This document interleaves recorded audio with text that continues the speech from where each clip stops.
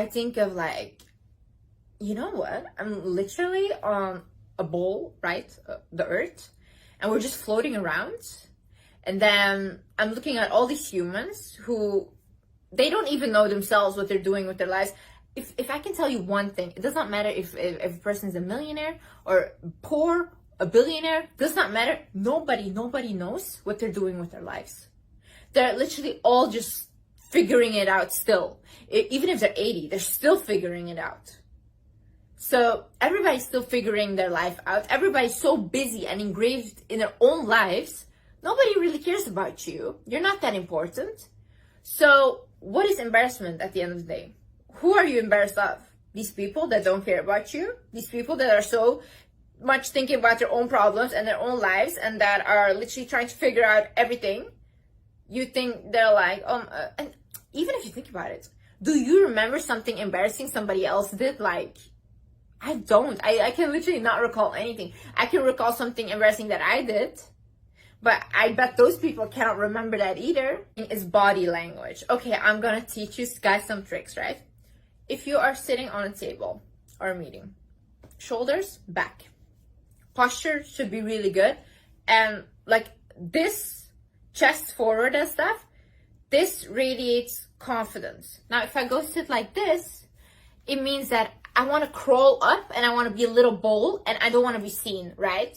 So we sit like this. It's more elegant, you look more elevated, and it's better to talk. Another thing is your hand gestures.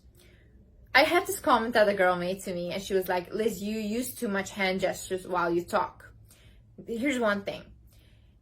Using hand gestures, immensely powerful. Why? Because what else other than your voice can you bring your message over with? If I talk like this all the time, am I interesting to you? No, it's kind of creepy. And my message does not come off across like as it should, you know? But if I talk like this and I use hand gestures and I'm trying to explain to you what I'm trying to say, it's much more bigger and it gives this dramatic effect. Another thing I learned is when a person cannot see your hands while talking, they're less likely to trust you. So if you are sitting on a table or whatever, make sure that at least they can see your hands. Even if you're not talking, just rest your hands somewhere and do that. Another thing is, I remember when I was working as a student in a restaurant, I used to do this a lot, like close myself off kind of. It's like closed body language. And the bartender that I was working with would always go like this. And I was like, why do you always do that? And he's like, never ever cross your arms, because that's closed body language and that does not invite people to talk to you. So opening. Another thing I want you to do is just go up to people and start talking to them. Start talking to random people. And it doesn't matter. What are they going to do to you? What is the worst that can happen? No, go away, don't talk to me. Okay, bye. I'm gonna then go to the next person and talk to them. Start having boundaries. If there are certain things that you do not like and you do not want to accept, then don't accept them. Not from friends, not from family, not from a relationship, from anyone. It does not matter, your boss, nobody. You do not accept disrespect towards your boundaries, right? And this is really gonna elevate your confidence. Because when I was younger, right, I did not have boundaries. People could ask me like, Liz, can you do this for me? I'll be like, okay, I'll go figure it out. I'll fix this for you. And I would not ask anything for it, you know? And I was kind of like a pushover. People would like make me do everything and then, you know, like use me kind of. But now they ask me, Liz, can you do this? And if I don't want to, no, I can't do that for you. Liz, can you come here? No, I can't. I don't, why? I don't want to. What are your plans? Nothing, I'll sleep. What's wrong? No, I don't want to. You know how much people start respecting me because I am like that? Because they are literally like, oh, okay, so I'm gonna ask somebody else who will do these things for me. And Liz thinks her time is so valuable. So whenever she does want to meet, I'll make sure I show up as my best self. I went on a date with a guy once. And this guy was very cocky. He thought that, you know, whatever. He was also very famous. He literally picked me up, right? And his car he sits inside and he's like, get in. And I looked at him and I keep standing outside. And he's like, what are you doing? And I told him, I'm not getting in. You're not opening the door for me. I'm not getting inside of the car. He's like, I won't open the door for you. I turned around. I went back home. I did not step into his car. Then he called me. He's like, what are you doing? Are you insane? Are you crazy? And then I'm like, no, you don't open the door for me. I don't come on a date with you. And then he's like, that's not how you should be a man. A man should just take care of a woman. These things are outdated, blah, blah, blah. I'm like, okay, bye. That's it.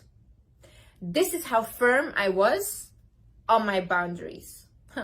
Liz, a couple years ago, Liz did not care if you opened the door for her or not. Like, Liz would do everything by herself. I won't now. You don't open the door, I'm not coming with you. That's it. Do not laugh at jokes at your own expense. Okay, so when I was in school and stuff, right, I used to be severely bullied. And I thought I had friends. No, these people were just laughing at me completely. They were making jokes at me. They were like literally physically tossing me around. I was like the punch bag.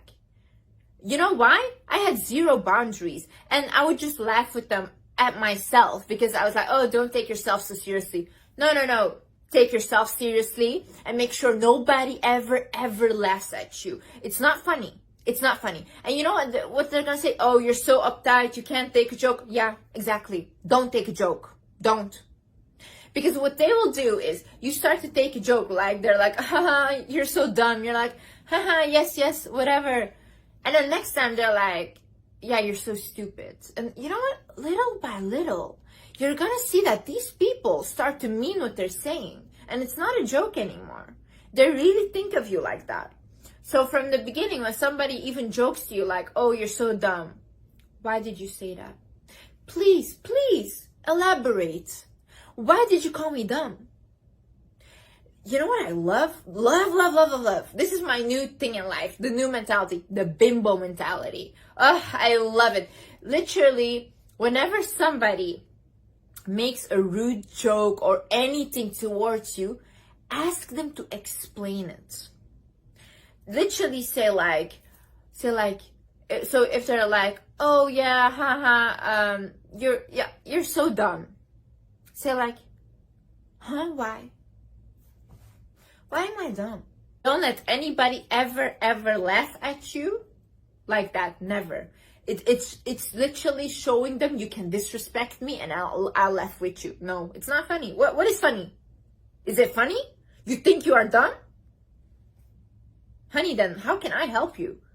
This is an unpopular opinion and people probably gonna be like, oh, what are you saying? This is really not good. Selfish people win at the end of the day. The selfish ones win. Put yourself always first. Think about your own needs first. And then everybody else. Because who do you have at the end of the day? You have yourself. If you're gonna put everybody constantly in front of you, then what are you doing really? What is happening to you? Who are you? Are you even valuable to yourself? How do you want to be valuable to other people if you don't even value yourself? How are you trying to be confident, but you're constantly telling like, okay, I don't want to go here, but she really wants me to come. So you're saying like, what I want is not important, what she wants is more important, so I'll go. No, honey, stay home. Decide that what you want is more important than what somebody else wants. What is best for you? What is best for you? People that will start getting angry at you for putting yourself first are the people that benefit from you putting yourself last. And that's it. Nobody else will get angry at you for that. Know who you are. If you know who you are, nobody else can tell you anything.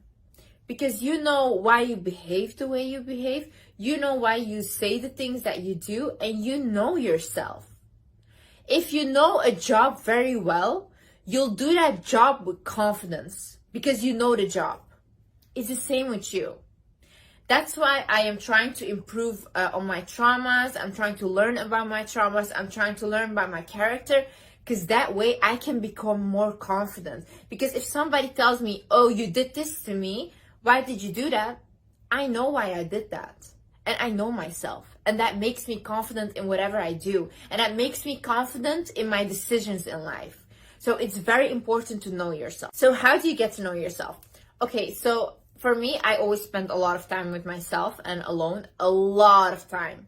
Like a lot of time. So I really started to enjoy my own company. I know how I am. I know what kind of things I enjoy. I know what I don't like, and I know how I want to be treated and how I don't want to be treated, you know.